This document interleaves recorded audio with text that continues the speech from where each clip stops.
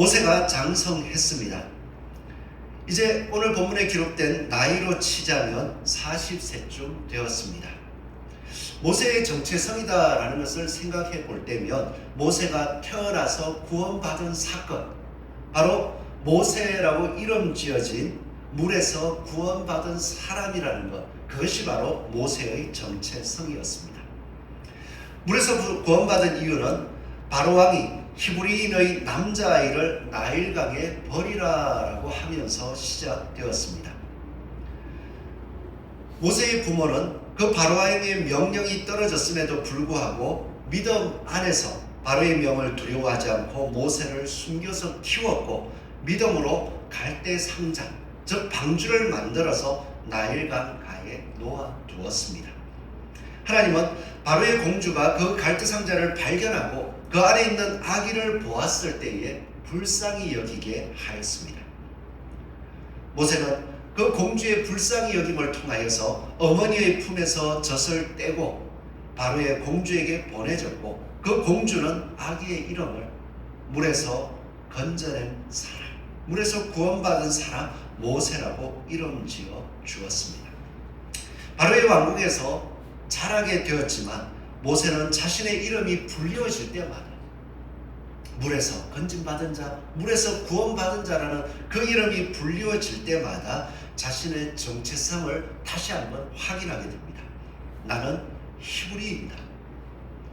나는 부모님의 믿음으로 말미암아서 구원받았고 하나님께서 보시기에 기뻐하셨기에 나를 구원해 주셨다. 모세는 바로의 궁에서 자라나면서 자신의 그 정체성, 히브리인으로서 하나님 보시기에 좋은 사람이라는, 하나님께서 나를 구원해 주셨다는 것을 잊지 않았습니다. 모세가 이렇게 정체성을 지켜나갈 수 있는 삶, 이것이 그냥 이루어진 것 같지만요, 어린 나이에부터 시작해서 바로의 왕궁에서 자랐습니다. 바로의 왕궁에서 자랐다는 것은 너무나도 잘 살게 되었다는 거예요. 먹는 것에서 부족함이 없습니다. 교육에 있어서도 부족함이 없습니다. 사람들이 모세를 바라볼 때마다 히브리인일지라도 어릴 때부터 바로의 공주의 양자로서 자랐기에 바로 왕의 손자입니다.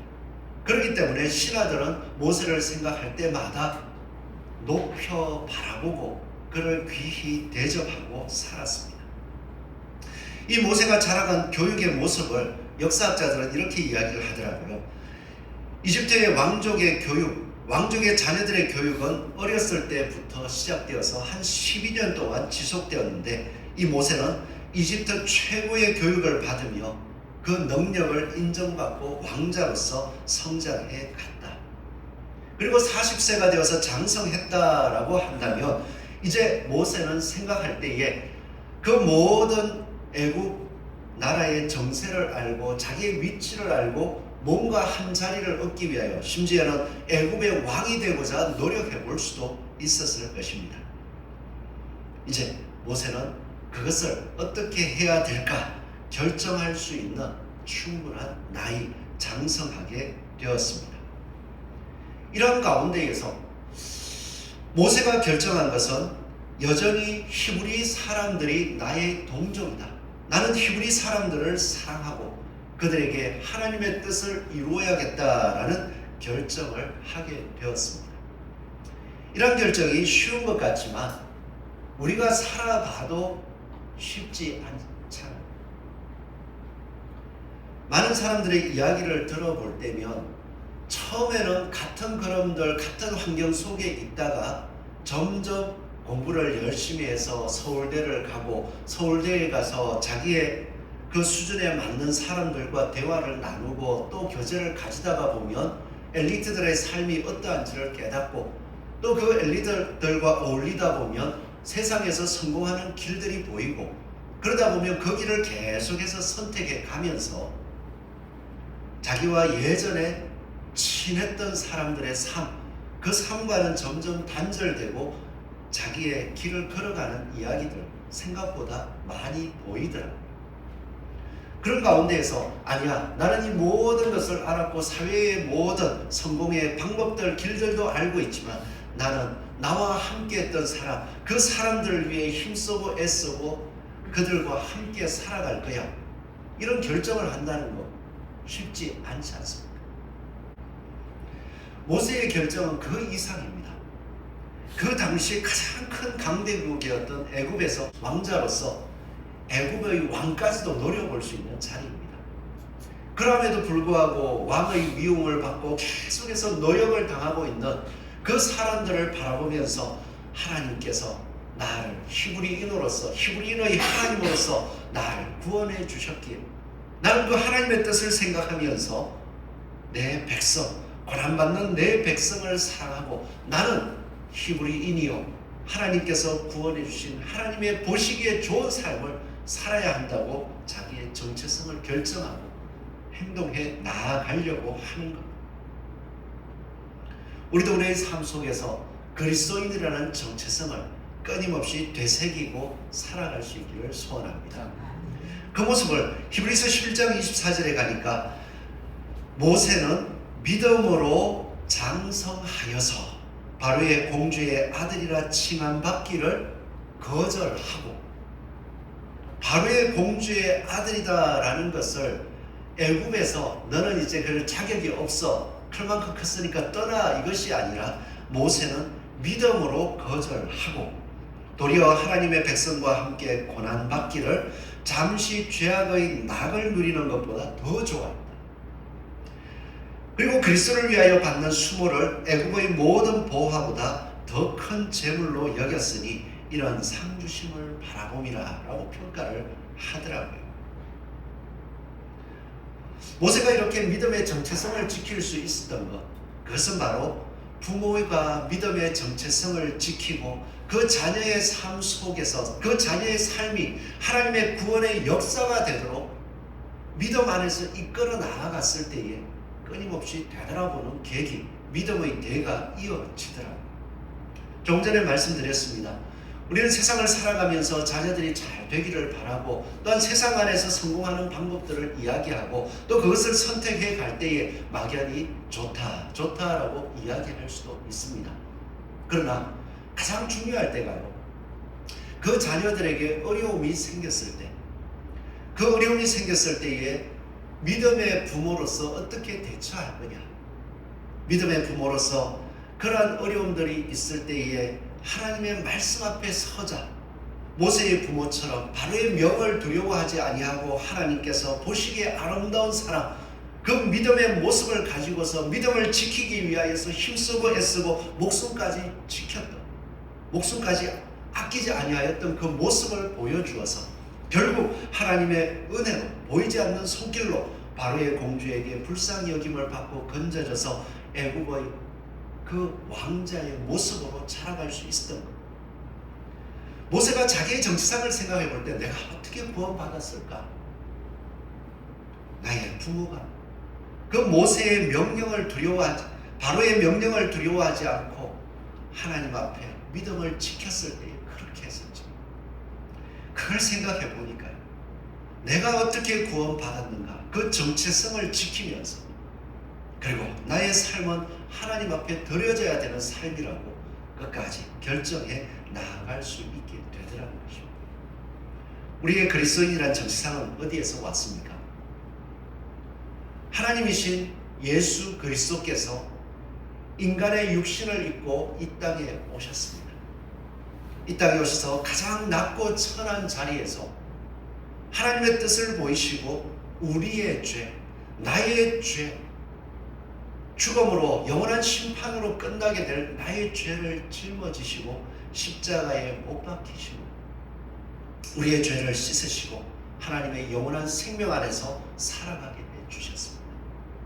아무것도 아니었던 우리를 위하여서 이 세상의 즐거움, 이 세상의 나, 어떻게 보면 이 세상의 영광스러운 그 모든 것을 내던지고 우리의 생명, 죄인이었던 우리의 생명을 살리기 위하여서 십자가에 그 고통을 친히 당하셨습니다.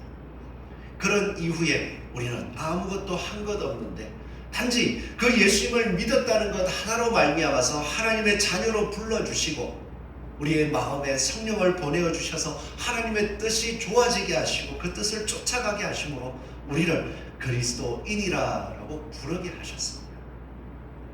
우리가 그 정체성을 생각해 보면 모세도 바로의 공주의 아들이라 칭함받기를 거절하고 하나님의 백성과 함께 고난받기를 잠시 죄악의 낙을 누리는 것보다 더 좋아했던 것처럼 우리의 눈이 이 세상에 끌리지 아니하고 오직 그리스도께서 예수 그리스도를 믿고 영생을 얻게 하는 사람들을 얻기 위하여서 그 죄의 짐을 짊어지고 나아갈 수 있듯이 매 순간순간 죄의 짐을 우리 또한 짊어짐으로써 용서와 긍휼을 베풀고 하나님의 사랑을 보여주는 삶을 살아갈 수 있는 저와 여러분 되기를 소원합니다. 아멘. 모세는요, 성장한 이후에 자기의 정체성을 고스란히 붙들고 하나님의 자녀 히브리인으로서 살기로 했습니다. 그러고 나서 그가 행한 모습을 보니까요, 히브리인으로서 살기로 했을 때에 그의 모습은 애굽의 모든 교육을 받고 나서 그 양심이 깨어나고 옳고 그름을 분별하게 되었을 때 그는 정의를 쫓아서 행하기를 힘쓰더라는 것입니다. 오늘 읽었던 말씀 가운데서도 모세가 행한 모습을 보면요, 11절에 자기 형제들에게 나가서 그들이 고되게 노동하는 것을 보더니, 고되게 노동하는 것을 보더니 그냥 힘들게 고생하는구나, 안됐다, 마음이 아프다, 내 형제들이 왜 이렇게 고생하나, 이런 의미보다는 자기 형제들에게 나와서 그들이 고되게 노동하는 것을 본다, 부당하다는 것입니다.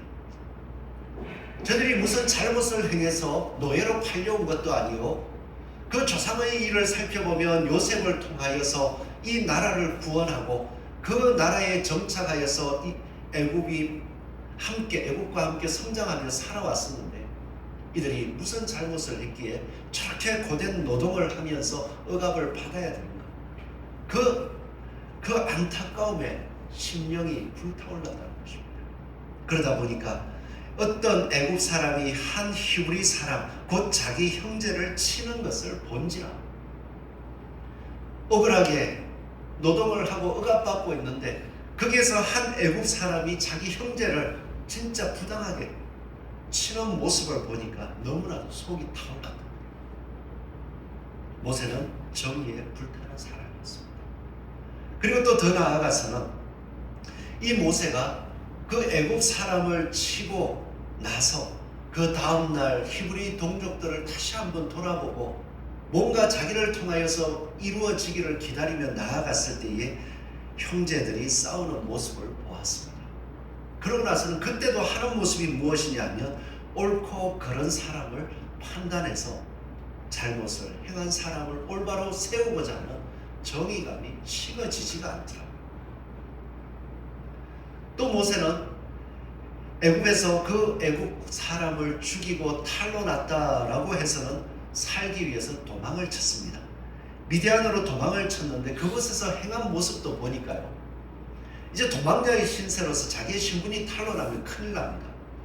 그런데 목이 마른 가운데에 이 우물가에, 미디안에 있는 우물가에 앉아 있다가 보니까 이 여자들이 양을 몰고 와서 물을 먹이려고 하는 거예요. 그 모습을 지켜보고 있습니다. 그런데 남자 목자들이 또 그곳에 있다가 그 여자들이 양에게 물을 먹이려고 할 때에 이 여자들을 막 야단치면서 쫓아내는 모습을 봤어요. 도망자입니다. 도망자이기에 누군가에게 고발이 들어가거나 어떤 사람이 있습니다 라고 이야기가 들려가면 목숨이 위험할 수 있어요. 그러기에 어떻게 보면 조용히 지내는 것이 사는 길입니다. 그런데 그 순간 그 정의심이 불타올라서 그 쫓겨나는 여자들을 바라보고 그 여자들을 돕기 위하여서 남자 목자들을 물리쳐 버립니다. 오늘 말씀을 보면서 이 모세가 어떻게 물리쳤을까요? 목자들에게 조용히 말을 하면서 애굽 사람이니까 좀 뭔가 겁내겠지 하는 그 모습을 보여주면서 말로써 조용하게, 야, 이건 잘못했다, 너희들 이러면 안 된다, 그렇게 이야기하면서 물리쳤을까요? 저는 모세가 힘으로 애굽에서 교육받은 이 군사적으로 교육받은 것도 있잖아요. 힘으로 그들을 제압했을 것 같아요. 그러고 나서는 그 여인들에게 와서 목자 양들에게 물을 먹여라. 그렇게 정의를 실현했습니다. 이어지는 오늘 본문 말씀에 보여지는 모든 모습을 바라볼 때 모세의 삶은요, 끊임없이 정의심에 불타오르고 있더라는 것입니다. 우리가 그리스도인으로 살아갈 때 정체성을 가진다는 것, 우리 그리스도인의 삶 속에서 1차적으로 가져야 할 것이 바로 정의감입니다. 우리 그리스도인들이 종종 잊어버리는 것이 그리스도인은 사랑이다, 하나님은 사랑이시다, 그러기에 그리스도인은 사랑해야 된다라고 이야기를 하면서 죄도 아니고 잘못을 해도 그냥 용서만 해줘야 되고 그렇게 생각할 때가 있는데요. 성경 말씀을 창세기부터 가만히 읽어보십시오. 하나님께서 한없이 용서만 하셨느냐? 하나님께서 행하시는 것은 이 땅에 정의를 세우는 것이었습니다. 하나님은 사람을 선하게 만드셨고 정의를 행하게 하셨습니다. 하나님의 말씀을 따르게 하셨지만 사람들이 범죄하였을 때에 그냥 괜찮아 앞으로 잘하면 되지가 아니라 그들에게 심판을 선고하셨습니다. 심판을 선고한 이후에 한 구원의 길을 주실 때에 구원자를 기다리고 바라보고 그를 기다리며 믿음 안에서 살아라라고 말씀하셨고, 그 믿음을 가지고서 살았던 사람들, 믿음의 삶을 살았던 사람은 하나님께서 말씀하신 대로 공의롭게 구원해 주셨지만, 그렇지 아니한 사람들은 하나님께서 결국 심판하셨던 사건들을 보여주셨습니다. 그래서 노아의 홍수 때에도요, 하나님께서 말씀을 노아에게 보여주셨습니다.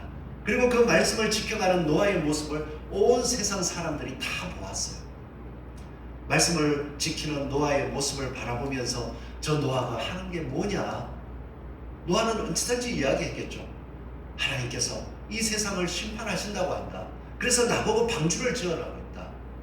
너희도 그 세상 즐거움, 세상의 악을 행하는 자리에서 벗어나서 나와 같이 이 방주 좀 짓자. 이런 이야기를 안 했을 거예요. 그 이야기를 들었던 사람들 코웃음을 칩니다. 비웃습니다. 그런 가운데에서 노아는 끊임없이 방주를 지어요. 방주가 다 지어지고 나서도 사람들은 그 방주 지은 것을 보면서 야, 저 노아가 고생한 거, 헛수고한 것 좀 봐라. 손가락질 할 때에 노아는 배 안으로 들어갔습니다. 그러고 나서도 아무 일도 없었어요. 사람들은 뭐라고 생각했겠습니까? 노아가 방주 안에 들어갔지만 저 봐라, 아무 일도 없는데 저렇게 하고 끊임없이 비웃고 자기들 그냥 하루하루를 즐겼을 거예요. 술을 마시고 연애를 하면서 놀 때마다 야, 노아, 야. 그러나 때가 되었을 때 하나님께서는 노아를 공의롭게 건져주셨고요. 그 세상 모든 사람들은 결국 심판을 당했었습니다. 예수 그리스도를 믿고 그 이후의 삶, 예수 그리스도께서 이 세상의 모든 죄를 씻으셨습니다 라고 이야기할 때에 그것을 믿고 나오는 사람들, 하나님께서 구원의 은혜를 더하여 주십니다.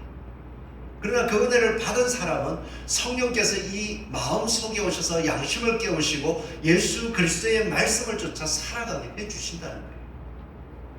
그러하기 때문에 성도의 삶은 끊임없이 거룩하신 하나님을 사랑할 수밖에 없습니다.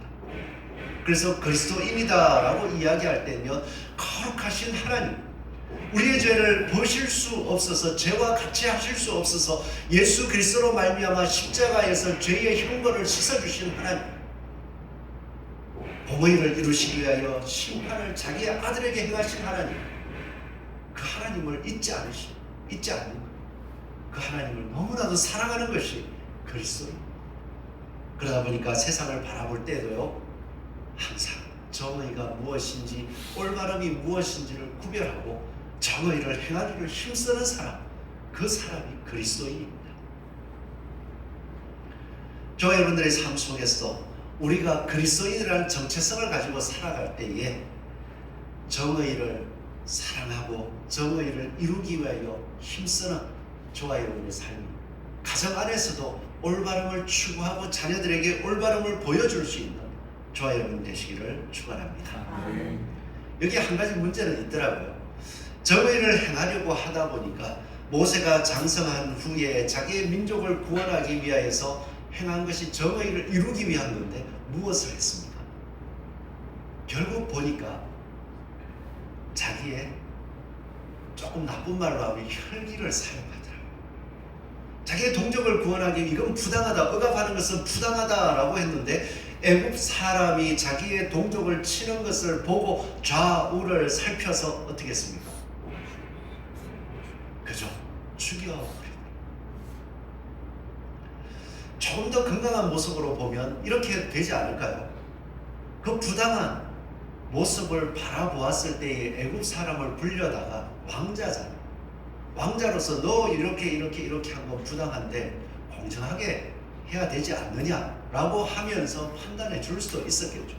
그런데 마음속에 나는 나의 동족들을 구원해낼 거예요. 내가 어떻게 하면 이 동족들 앞에서 내가 하나님을, 나를 통하여 하나님이 구원하실 것을 보여줄 수 있을까? 뭔가를 보여줘야겠다. 그러고 나서는 인간의 혈기를 쫓아가지고 애굽 사람을 죽여버렸습니다.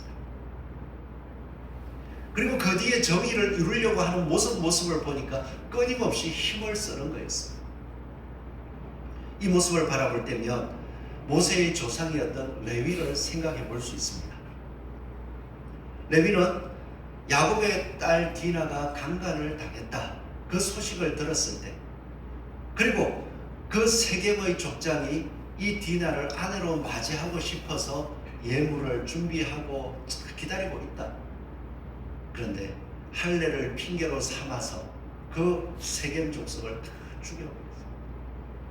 그리고 나서 야곱은 나중에 자녀들을 축복할 때 그 분노에 대하여서 저주를 했었죠. 이 모습을 보니까 모세도 분명히 하나님을 믿는 믿음 안에서 서고 또한 이스라엘 백성 히브리인들을 구원해야겠다, 나의 형제들을 구원해야겠다는 결정을 하고 정의를 행하려고 했지만 결국 인간의 혈기를 쫓아서 나아가다 보니까 실수하고 넘어지고 도리어는 도망자의 신세로 변해버리게 되더라고요. 우리가 예수 그리스도를 믿고 정의를 사랑하고 나아갈 때에 이 부분에 있어서 더욱더 성숙함을 추구해야 될 줄로 믿습니다. 그래서 창세기의 마지막을 보면 요셉의 그 고백이 잊혀지지 않는 거예요.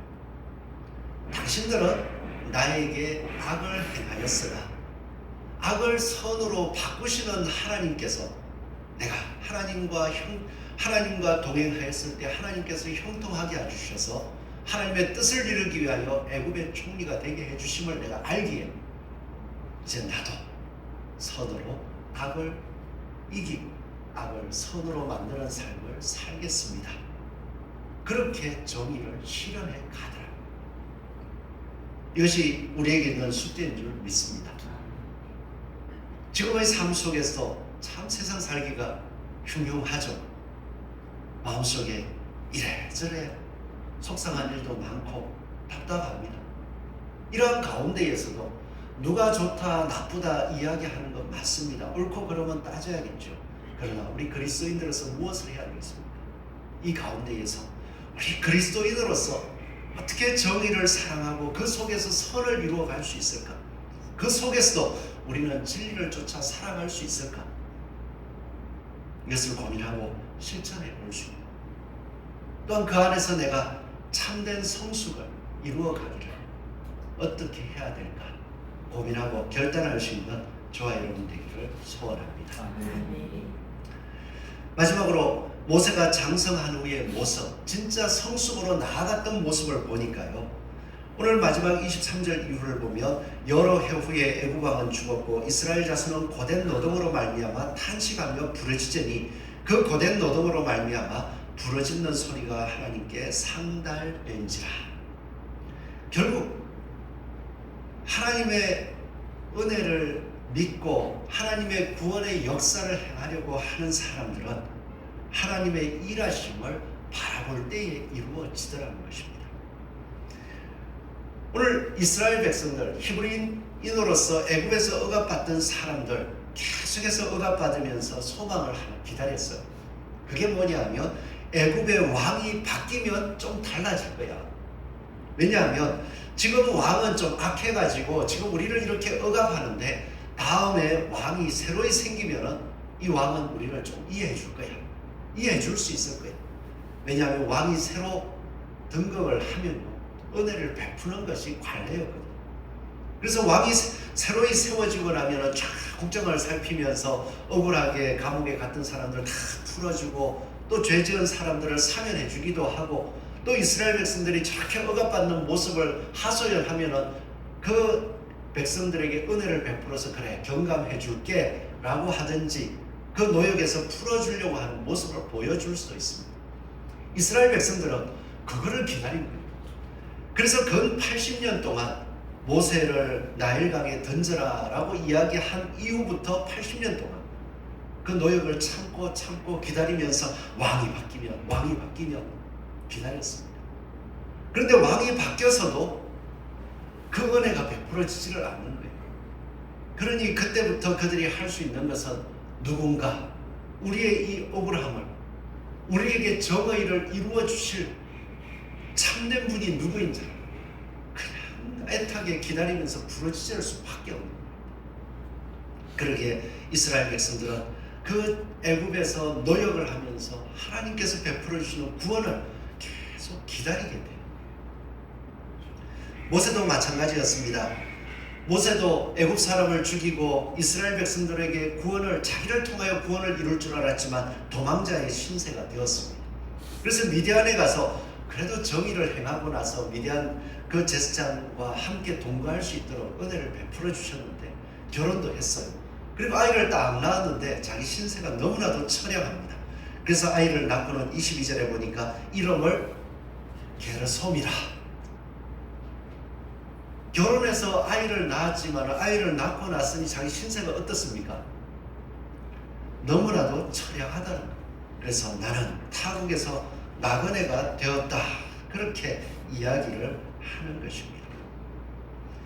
이런 사람이 나중에 둘째 아들에 대한 이름이 나오거든요. 그 둘째 아들 엘리에셀이라는 이름을 지어놓은 것을 볼 때에 달라졌어요. 하나님이 바로의 손에서 나를 구원하셨다라고 둘째 아들의 이름을 바꾸어 놓았더라고요.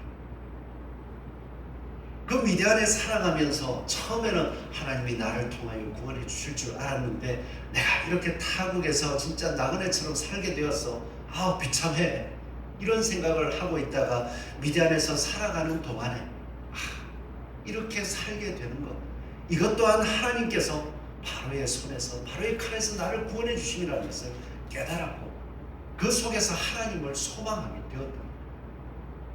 참으로 믿음으로 성숙한 사람들은요, 정의를 사랑하면서도 그 속에서 선으로 악을 이기기 위하여 살아가는 것입니다. 그러면서도 그 구원의 역사를 내 힘으로, 내 능력으로, 내 혈기로 이루려는 것이 아니라 하나님의 말씀대로 이루어집니다 라고 하면서 하나님의 구원을 간절히 기다리는, 하나님의 구원의 역사를 간절히 기다리고 기도하는 삶, 그 삶으로 걸어가더라는 것입니다.